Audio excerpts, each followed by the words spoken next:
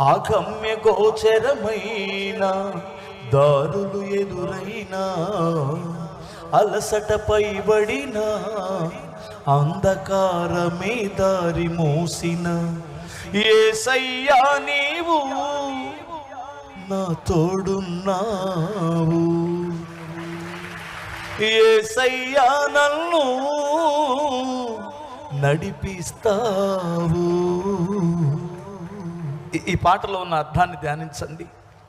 అగమ్య గోచరము అంటే అసలు అంతే లేని, నేను వెళ్తున్న మార్గం అంతులేనిది, కనపడదు. దానికి తగ్గట్టు అలసట, దానికి తగ్గట్టు అంధకారం.